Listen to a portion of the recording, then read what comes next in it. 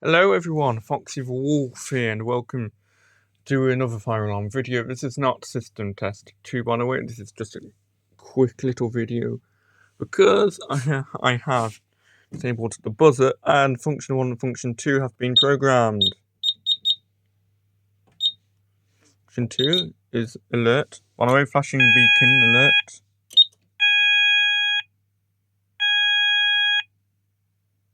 And then function 1.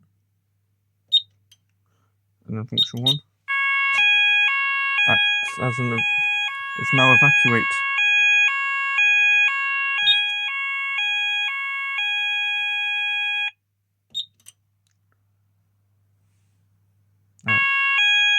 And of course, the sound alarm does what do you think it would do?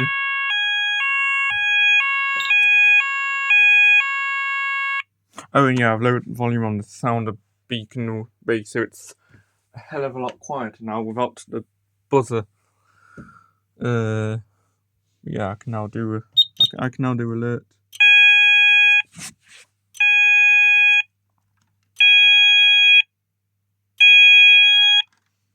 And you can hear the relays in the panel clicking.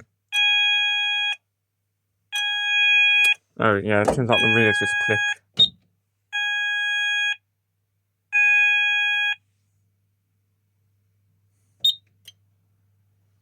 Yeah, no more annoying buzzer now. Unless of course I panel up, in which case I'll have to Although I think I'm worried if I power the panel down, it will mess up all I've done because I've programmed function 1 and function 2. Although I think they probably will panel down, but I don't want to risk it though, because you know, yeah, that's level 3, 3, enter edit config, and it's edit IO, and then inputs, and then you got your default input, set input, input,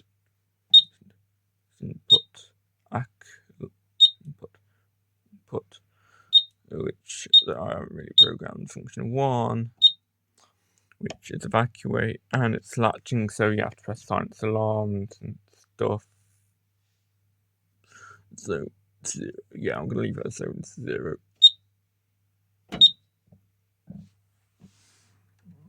Yeah, hold on.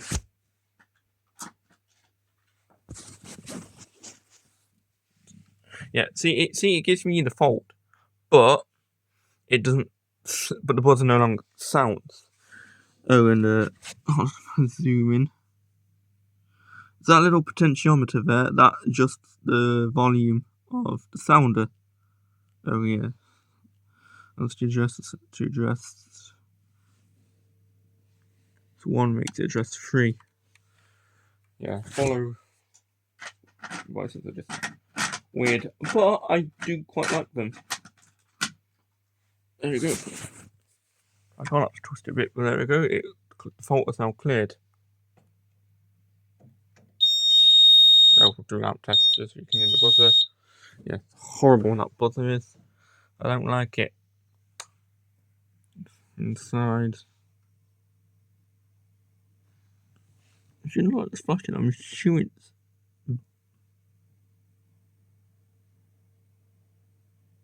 it's a heartbeat LED. Yeah, oh yeah, it is a heartbeat thing. Oh, it just means that power supply is functioning. Look at my shitty, look at my messy mains wiring. Look at my even worse wiring for all of the to link all of the unused loop detection loops. That's a fucking mess in there. I'm not proud of it. Alright. Yeah, I know there's a power fault. I still need to get hold of some proper batteries for this. Once I've got hold of some batteries, I'll be able to. Then it will eventually. Then a power fault will be gone. And I'll be able to, I'll be able to do proper system tests with this panel. Well, I say proper system tests. I'm not going to actually install this, like, properly, at least not in my house that I live in. That's what I'm going to do with that integrated sound abrasive isolator. Probably nothing. Smoke detector, yeah, I didn't seem to work. I don't think that smoke detector has anything wrong with it. I just think it's just an older one. I mean, it's XP95 though, so I really don't know why the heck it wouldn't work. It's weird. Anyway, yeah, access level 2. Yeah, I know I'm showing all this code. I can't change them without Loop Explorer, which I don't have. Because I have a Chromebook for a PC. So I've got a PC that can run Loop Explorer. And yeah, let's just look at the menu. So set system time. I could, but I don't know. Oh, they've got disable zones. Ward. Disable sounders. All sounders enabled. So that includes addressable sounders and conventional sounders. But I don't have any. I do have one conventional that I know will work. The Firebell, but I need something called an EOL resistor. I could probably use the one of the 4 sound circuits, but I need a proper one. Oh, what the fuck did you beep? I didn't want. I know. Oh, beep because it's this little menu. Contamination status. It's a 4-loop panel, so it's not a Syncro AS. No contaminated devices. Good. This detector is. But I wouldn't use this detector on an actual system. Yeah, because it has been opened up. Oh, and because it smells of deodorant. It's like the only stuff I really have that I can like use like test detectors. Because I don't have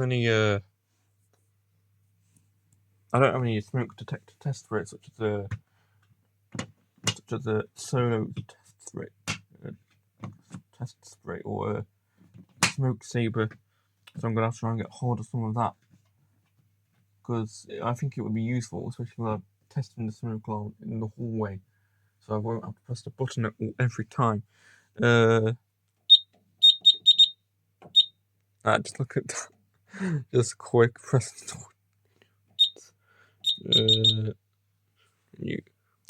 Yeah, that's the firmware version 0.41A 54. So this panel's EN54 compliant. Well, with EN54. Oh yeah, it's open. Oh yeah, no zone LEDs. I'm one of them, but this panel was flush. Because it's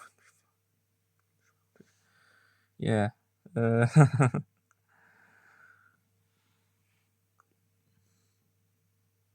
Just look at oh fuck.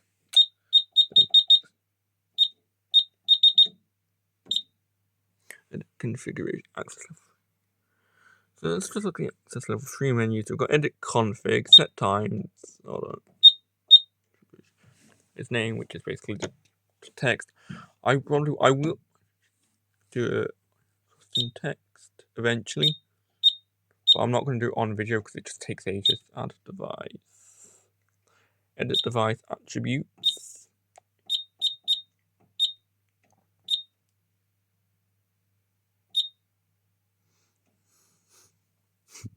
Edit zone. Oh, I can change the zone. 34. So this is the actual Thunder Beacon base. It's currently set to address 34. I'm going to leave it as that. I'm going to leave it as address 34. Stage 1, like delays, and just type it out.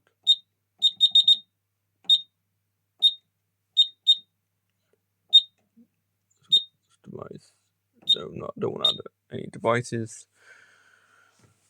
If I want to add a device, I'd rather do it like panel which will literally wipe the whole damn config, which in itself is just a pain in the arse to do. And more faults. Yeah, I know the fault.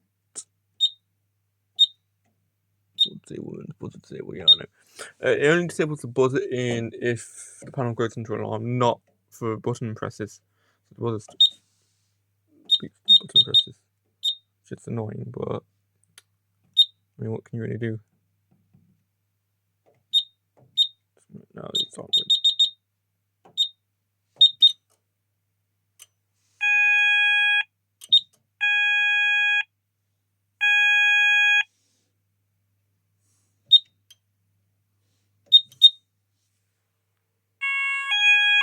Let's press this again.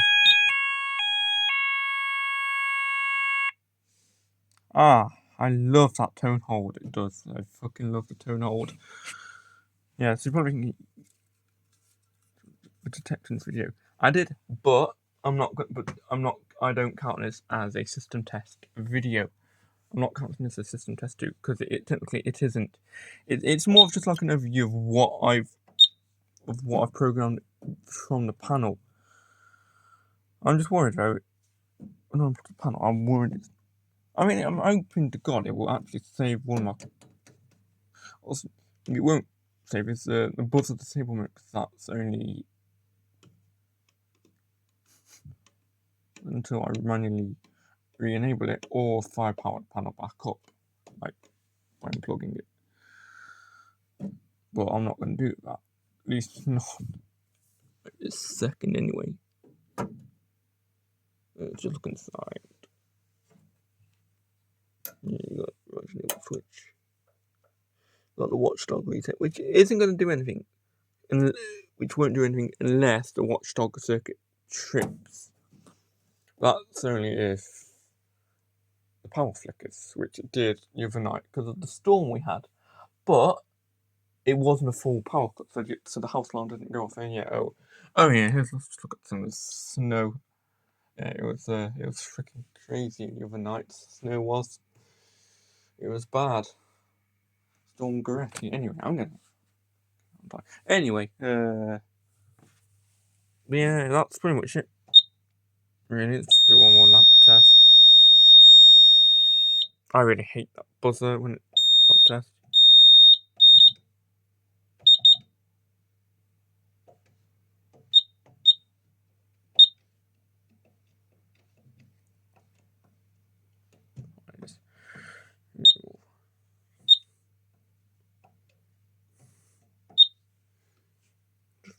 Text once.